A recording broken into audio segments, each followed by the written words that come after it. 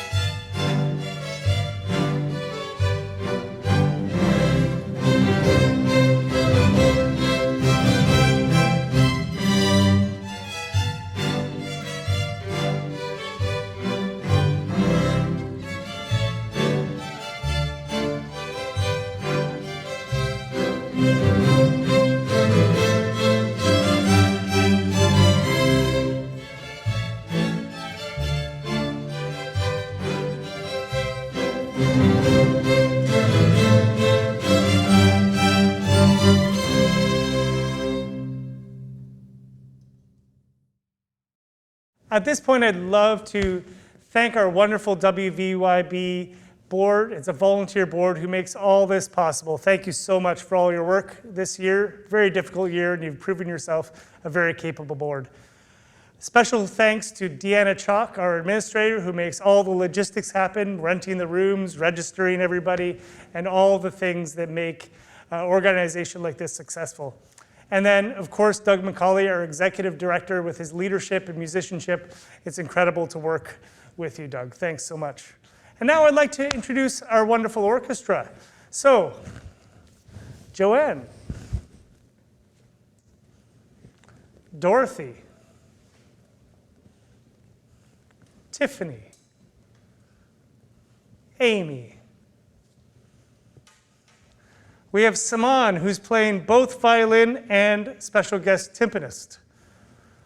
Grace, Elias,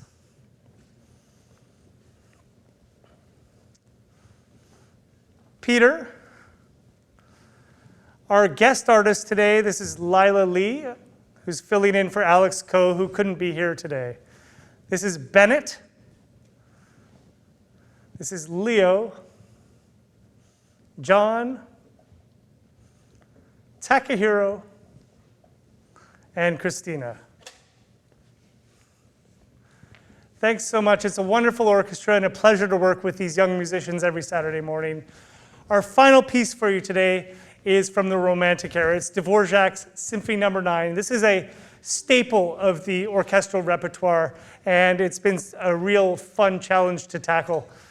We had a great session with Dr. Dale Launis working on the second movement of this symphony, and a lot of the things that we learned in that session with him live on the cloud, it was a very cool experience, we're going to take into this first movement. So this is the first movement of Dvorak's Symphony No. 9. It's called From the New World because Dvorak wrote this when he had arrived in New York City all the way from Czechoslovakia.